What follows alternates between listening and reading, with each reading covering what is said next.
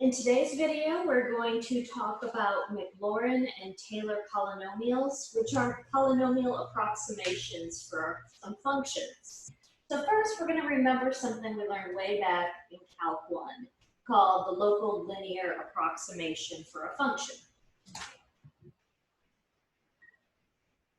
So recall that the local linear approximation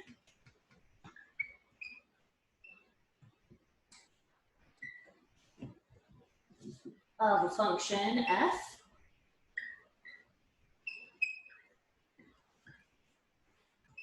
at x0 is given by f of x is approximately equal to f of x0 plus f prime of x0 times x minus x0, which was just a fancy way of writing the equation of the tangent line to the graph of the function at x0.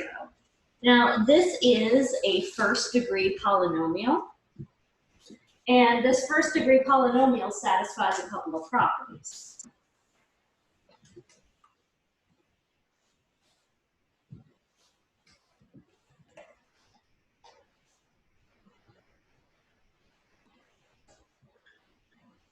So this is a first-degree polynomial. P of x equals f of x0 plus f prime of x0 times x minus x0, which satisfies the following two properties. P of x0 is exactly equal to f of x0, and P prime of x0 equals f prime of x0. So we're saying that this linear approximation, a first-degree polynomial approximation, it agrees with our function at that particular point, and the derivatives also agree at that particular point. So this is a pretty decent approximation as long as you're really, really close to x0, but I'm sure you can imagine that approximating a generic function with a straight line is not always the best approximation. It would be better to have a higher degree polynomial so that we can have more variation in what the polynomial looks like rather than just being a straight line. So the first thing we're going to do now is learn about the local quadratic approximation, which is the same idea. It's just instead of using a straight line to approximate our function, we'll use a quadratic polynomial, so something with degree 2.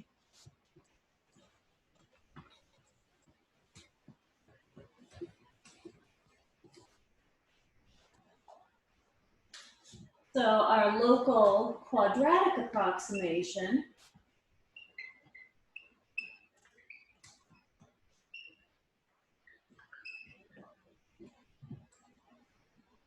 of our function at x0 is given by f of x is approximately equal to f of x0 plus f prime of x0 times x minus x0, and then plus f double prime of x0 over 2 times x minus x0 squared. And this has the property that the polynomial, the second degree polynomial, agrees with our function at x0, and the first and second derivatives also agree with our function at x0. So let's just start by giving us a function to work with, and we'll find both the local linear and the local quadratic approximation of that function.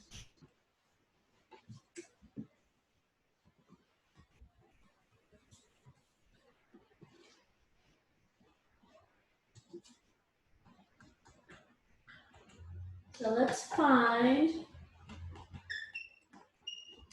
the local linear and quadratic approximations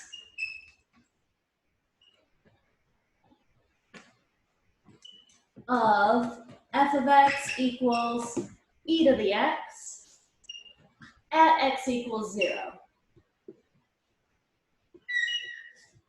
Well, first, let's notice that when f of x is e to the x, well then f of 0 is e to the 0, which is 1. The derivative of my function is also e to the x, so I know my derivative at 0 is also 1. And I'm going to need the second derivative for the quadratic approximation, so let's look at that too. That derivative is also e to the x. So at 0, I also get 1 for that.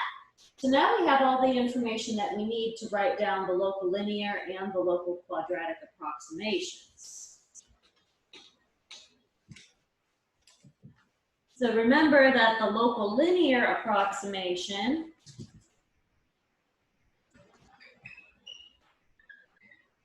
is that our function is approximately equal to f at our x0 plus f prime at our x0 times x minus x0,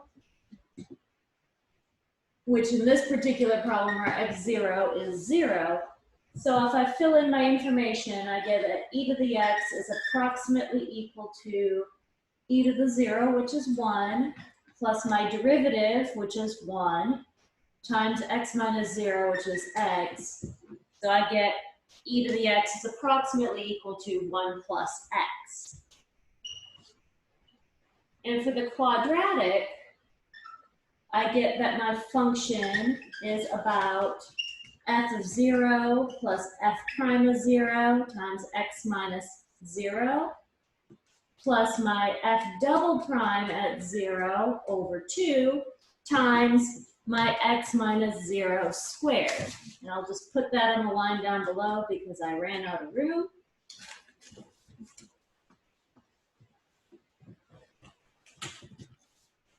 So second derivative over 2 times my x minus 0 squared.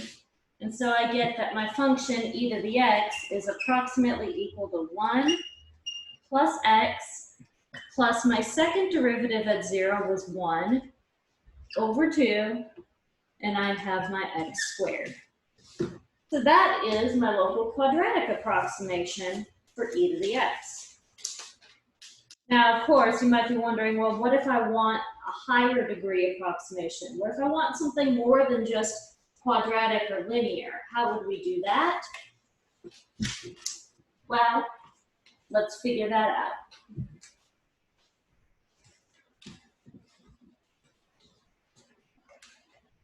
So here's the problem we're trying to solve.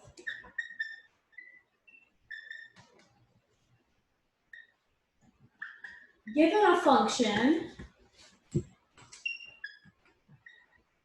which can be differentiated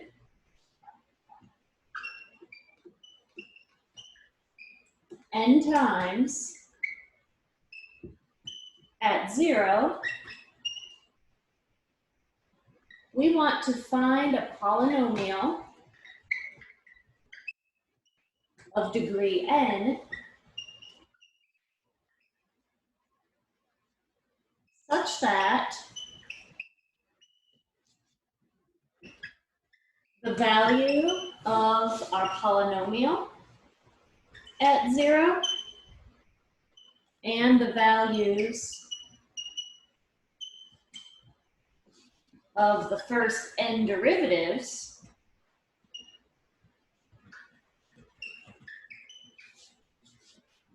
of the polynomial at 0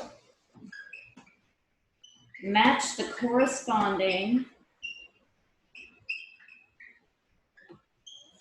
values of f. So what we're saying here is we want to find an nth degree polynomial such that p of 0 equals f of 0, p prime of 0 equals f prime of 0, p double prime at 0 equals f double prime at 0, all the way through the nth derivative of p at 0 equals the nth derivative of f at 0. Well, how do we do that? Well, let's just write a generic polynomial and take some derivatives and see if we can figure out a pattern that will give us the form of just an nth degree polynomial approximation of our function.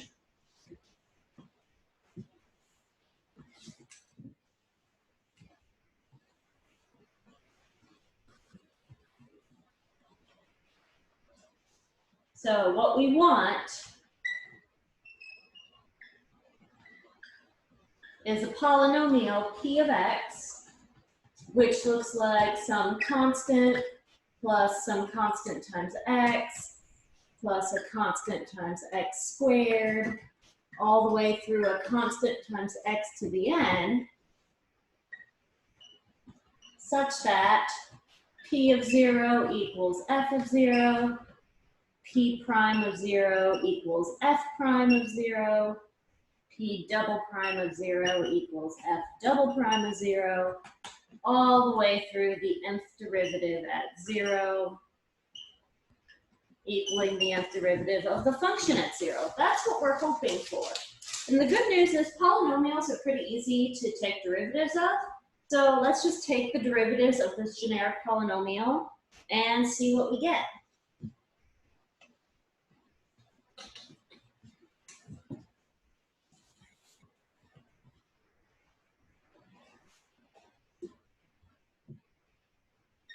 So my polynomial, again, was C0, C1x, C2x squared, all the way through Cn x to the n. When I take a derivative of this polynomial, it's all just power rule. The derivative of my constant is 0, and I get C1 plus 2 times C2x. My next term would be 3 times C3x squared, all the way through n times Cn x to the n minus 1. Now let's do a second derivative. Again, my first term is 0 because the derivative of a constant is 0. And I get 2c2 plus a 3 times 2c3 x plus my very last guy is going to be n times n minus 1 times Cn x to the n minus 2. And if I just keep on taking derivatives, my nth derivative, everything is going to go away except for the very last term. I get n, n minus 1, n minus 2, keep multiplying all the way down, and I would just have this constant times all of these numbers that I got from the decreasing powers of my function. So that's my nth derivative. And now remember, we want these evaluated at 0 to equal all the derivatives of my function at 0. Well, what happens when I plug 0 into these different derivatives of my polynomial?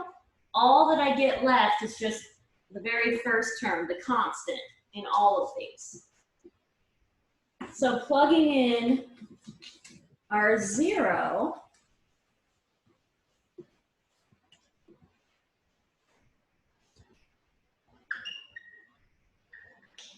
we have p of 0 is just c0, and I want that to be f of 0. P prime of 0 just gives me my c1. I want that to be f prime of 0. P double prime gave me 2c2. I want that to be f double prime. My third derivative would be a 3 times a 2c3 equals my f triple prime at 0, all the way down to my nth derivative at 0, which would be n, n minus 1, n minus 2, 3, 2, 1, and my Cn. That should be my nth derivative of f at 0. So if I'm trying to solve for what these constants, C0, C1, C2, and so on are, I'm going to get that C0 is F0, C1 is F prime of 0, C2 will be F double prime of 0 divided by 2, C3 is F triple prime of 0 divided by this 3 times 2, And my Cn is my nth derivative of f at 0 divided by this whole n times n minus 1 times n minus 2 all the way through 1. Do we recognize what this actually is saying?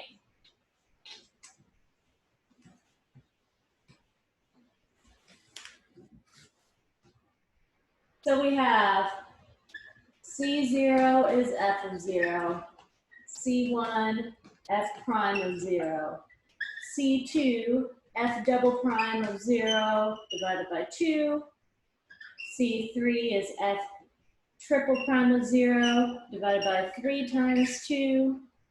Just to emphasize, I'm going to do one more of these. Fourth derivative at 0, 4 times 3 times 2. And in general, my Cn is the nth derivative at 0 divided by n minus 1, 3, 2, 1. But what is that? Well, I can't hear you yelling at me through the video, but I sure hope that you're yelling that that's a factorial, because it is. This guy right here is a 2 factorial, 3 factorial, 4 factorial, and that's n factorial. So my Cn is equal to the nth derivative, evaluated at 0, divided by n factorial. And this actually works for all of our values of c, even these ones at the beginning, because for C1, I would have my first derivative at 0 divided by 1 factorial. 1 factorial is 1. And this guy might be the only one that throws you off. The 0th derivative at 0, well, that's just my function at 0. And dividing by 0 factorial, well, we take 0 factorial to be 1. So note in case you needed it, 0 factorial is defined to be 1. So this definition works for all of my constants, all of the coefficients in my polynomial. Now, this will give us the nth degree polynomial approximation of our function at 0. And this is so important that it actually has a special name. So here's our definition. If our function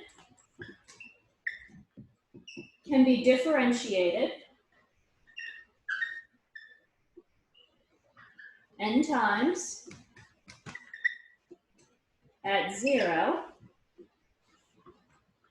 then we define the nth MacLaurin polynomial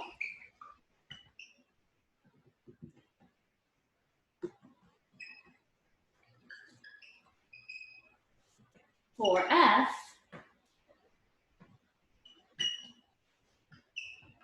to be the polynomial Pn of x, which is f of 0 plus f prime of 0 times x plus f double prime of 0 over 2 factorial x squared, f triple prime of 0 over 3 factorial x to the third, all the way through the very last term, which I'll just have to squeeze in down here, the nth derivative at 0 over n factorial x to the n.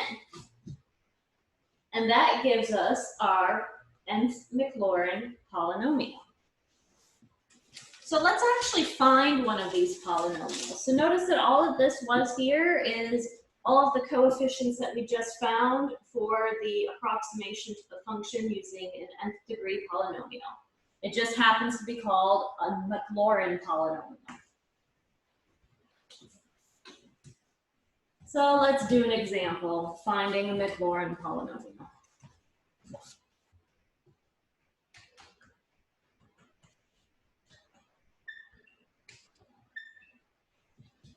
Find the MacLaurin polynomial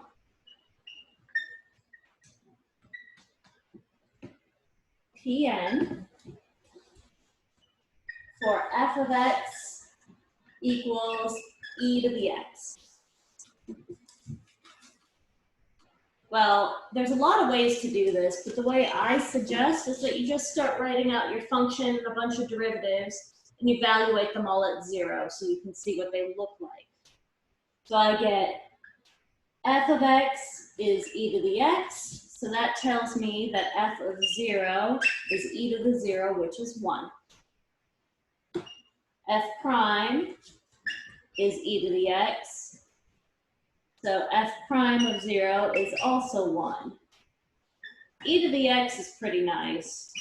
We keep getting the same exact derivative, so we get 1 for all of these. My nth derivative at x is e to the x, so my nth derivative at 0 is also 1. And so now I can actually write out this MacLaurin polynomial. My MacLaurin polynomial is my f0 plus my f prime times x plus my f double prime over 2 factorial x squared plus f triple prime over 3 factorial x to the third, all the way through the nth derivative at 0 over n factorial x to the n. And that gives me what the nth MacLaurin polynomial looks like. So it's the same procedure to find the MacLaurin polynomial for really any function. Just find a bunch of derivatives, plug in 0, and then fill it into the form of the nth MacLaurin polynomial, and you'll get it. Now, that's what a MacLaurin polynomial is. But now it's time to learn about Taylor polynomials. Not a big deal. A Taylor polynomial is really the same idea, except instead of centering at 0, we can use a different number rather than 0. So here's a definition. If a function can be differentiated n times at some x0 instead of just at 0, we define the nth Taylor polynomial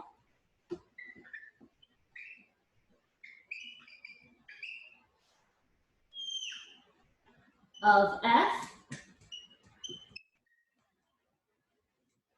about x equals x0.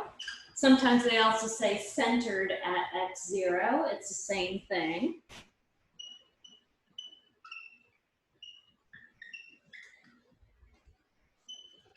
And we define this polynomial as something very, very similar to our MacLaurin polynomial.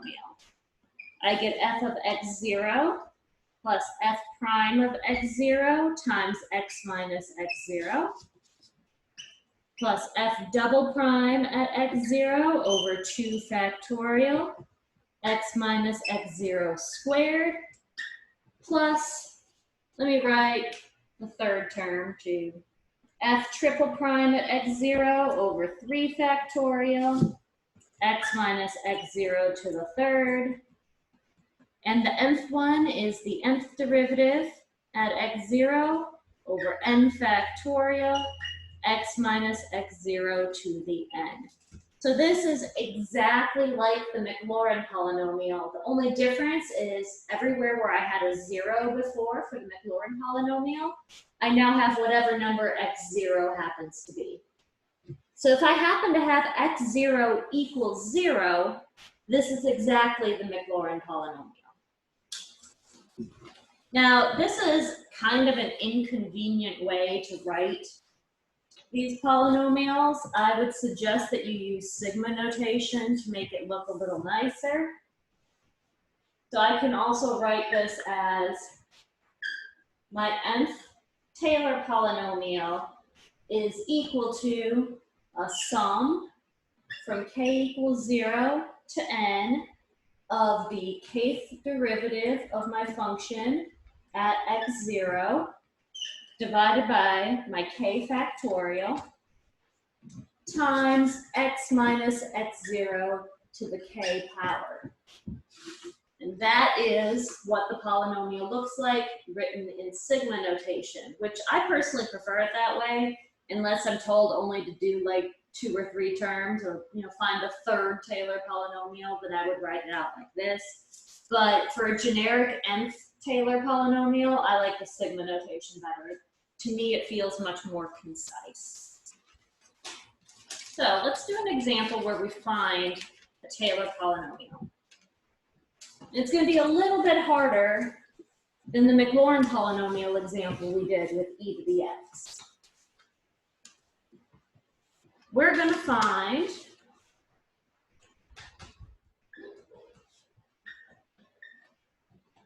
the nth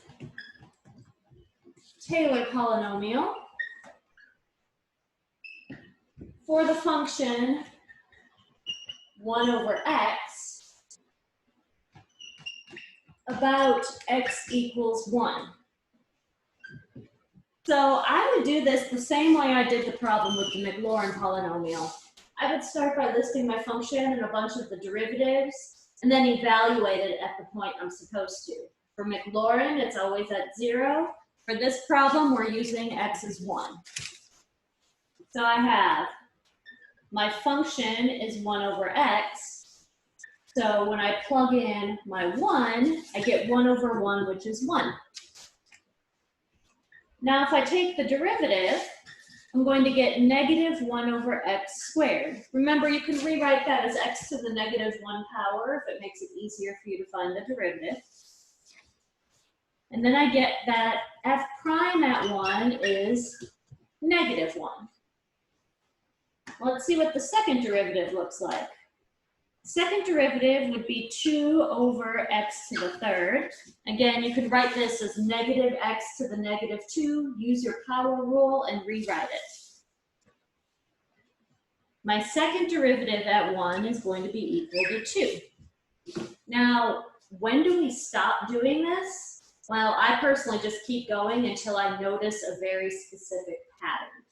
So far, the only pattern I'm noticing is it looks like it's alternating, but I need a little more information to see what the rest of the pattern is.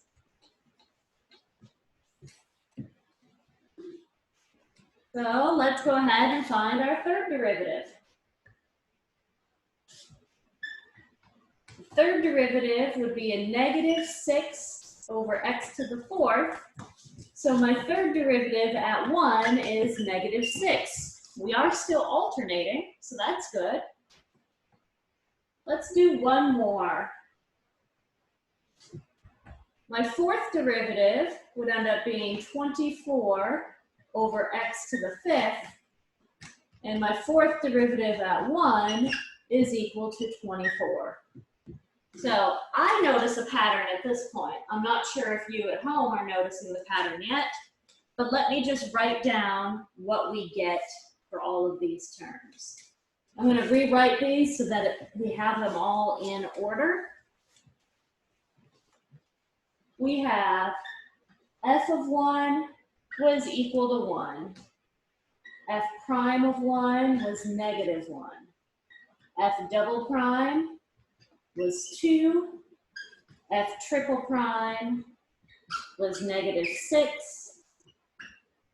The fourth derivative was positive 24.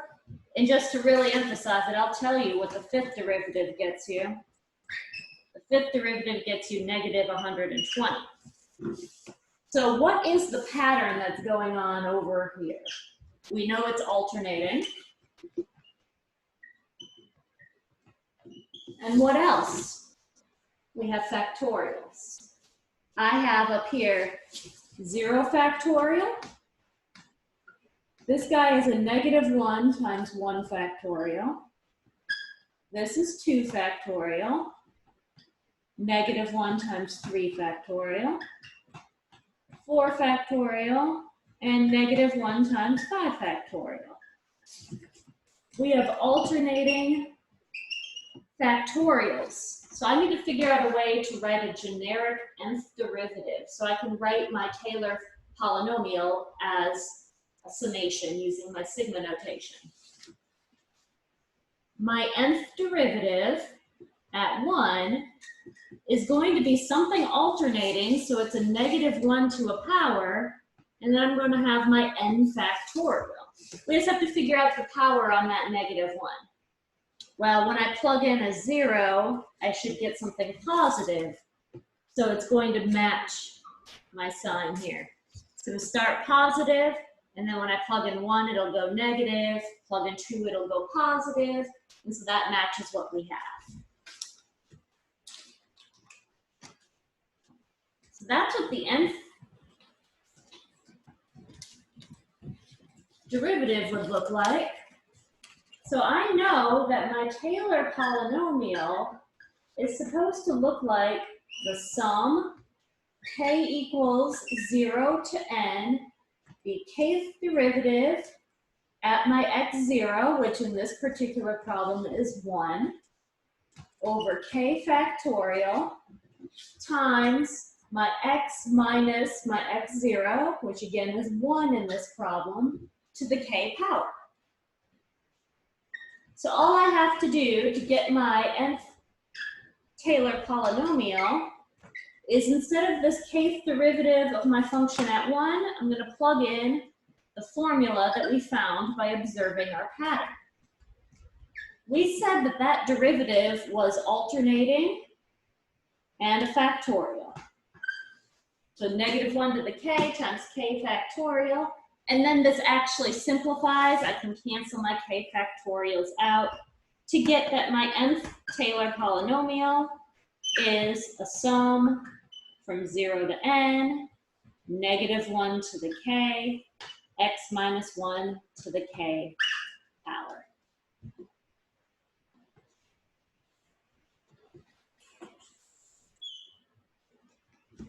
Now notice, if I happen to just use my n equals 1, we're going to get the local linear approximation for our function centered at 1. If I use my n is 2, we're going to get the local quadratic approximation. This just gives us a nice generic formula to find a polynomial approximation of any degree.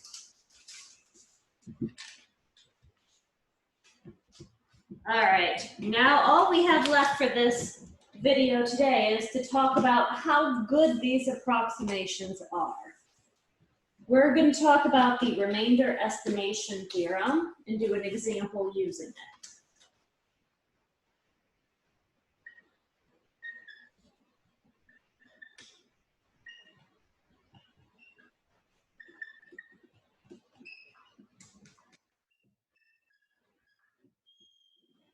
So the remainder estimation theorem says that if our function can be differentiated n plus 1 times on an interval containing x0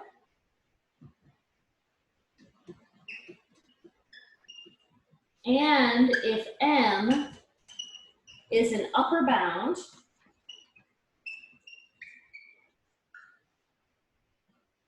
for absolute value of the nth derivative, or n plus first derivative of my function at x on the interval,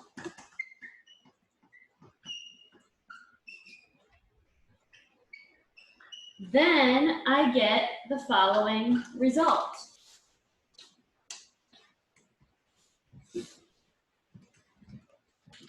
Then the absolute value of my remainder term, so how far off I am from approximating my function exactly, is less than or equal to this m divided by n plus 1 factorial times the absolute value x minus x0 to the n plus 1 power.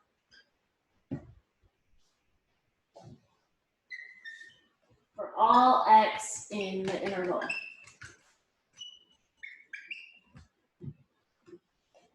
So let's do an example where we use this theorem It will help us figure out where our polynomials are actually good approximations for our function. So for an example, we are going to find an interval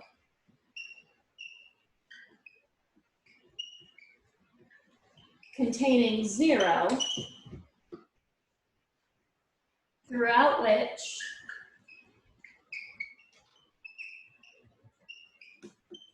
cosine of x can be approximated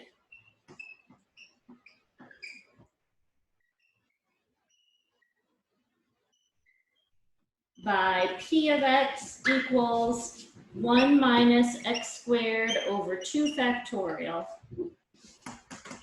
to 3 decimal places. So before I even try to find this interval where we are that close to our actual value of cosine, I want to point out this polynomial here, 1 minus x squared over 2 factorial. That is actually a MacLaurin polynomial. We just have to figure out which MacLaurin polynomial it happens to be. So let's take a look at some of the derivatives of our function so we can figure out which MacLaurin polynomial this is talking about.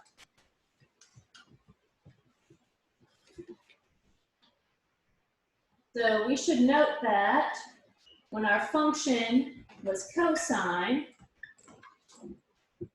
well then f of 0 is equal to 1. My first derivative is negative sine. So my derivative at 0 is 0. My second derivative is negative cosine. So my second derivative at 0 is negative 1. My third derivative is positive sine. So my third derivative at 0 is equal to 0. And then it would repeat from here. Now, if I write out the terms of my MacLaurin polynomial, I have 1 plus 0 times x to the first, plus my negative 1 over 2 factorial, x squared, plus 0 over 3 factorial, x to the third. Notice that these two terms here that have those zeros, they aren't even existing. So I get that polynomial that they gave me, p of x, which was 1 minus 1 over 2 factorial with an x squared. That is either my second or my third MacLaurin polynomial. So I'm going to take it to be the third, which I have written right here. This last term actually doesn't count for anything because the derivative is 0, but I'm going to call it the third MacLaurin polynomial and just take the highest degree possible. So the function they gave me, which was 1 minus x squared over 2 factorial, is a MacLaurin polynomial of degree 2 or 3. And so we're just going to take 3.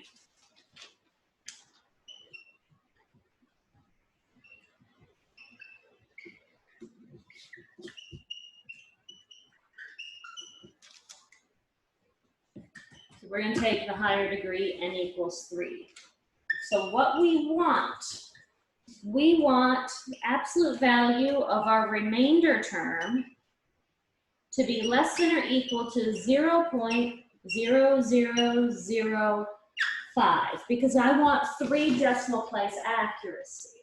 So what this is saying here is if the remainder is less than or equal to 0.0005, then when I write out the terms of my polynomial not the terms, the actual digits of my polynomial at that particular value and the actual function value at that same point, they are going to, once rounded to 3 decimal places, they're going to agree. When you're setting this up, the number of decimal places that you want agreement on, those are your zeros, and you have the 5 at the end for the rounding. So this is for 3 decimal place accuracy. This is our goal. Now, using the theorem,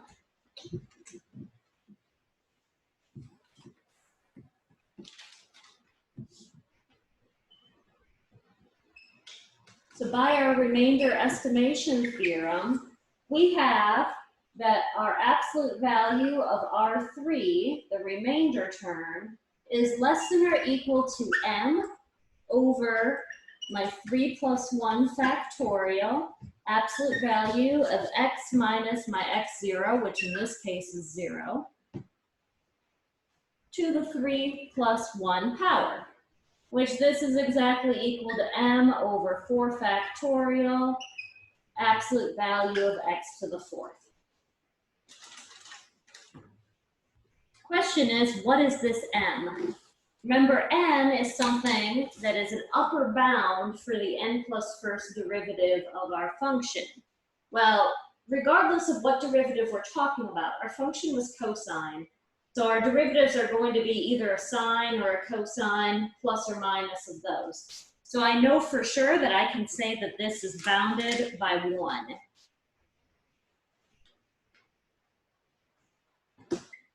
So we have that our R3 is going to be less than or equal to 1 over 4 factorial, which is 24, absolute value of x to the 4th. So all I did there is I replaced m by what the upper bound actually is. All of our derivatives of cosine are bounded by 1. So we took 1 for that bound. So this is what we have from the theorem, and what we wanted was to have this be less than or equal to 0.0005.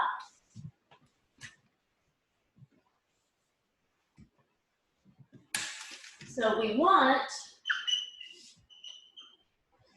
this value that we just got, 1 over our 24 absolute value of x to the 4th, to be less than or equal to 0.0005 to get us 3 decimal point accuracy. So I'll multiply by 24 and then take a 4th root, and I get the absolute value of x is less than or equal to 0.3309. So the interval, negative 0.3309 to positive 0.3309 works for this particular problem. So what this is saying is that our MacLaurin polynomial of degree 2 or 3 ends up being a good approximation for our actual function value, and by good I mean 3 decimal places of agreement, as long as we are in this interval here between negative 0.3309 and positive 0.3309, then we have a very good approximation, 3 decimal place accuracy. All right, so that's it for today. Our next video will cover Taylor and MacLaurin series, which extends on this concept, but instead of having it stop at a finite number n, we're going to have infinite numbers of terms. So it's not really a polynomial anymore, but it looks like a polynomial, just goes on infinitely. So we'll talk about those in the next video. If you have any questions, feel free to ask, and I will see you guys next time.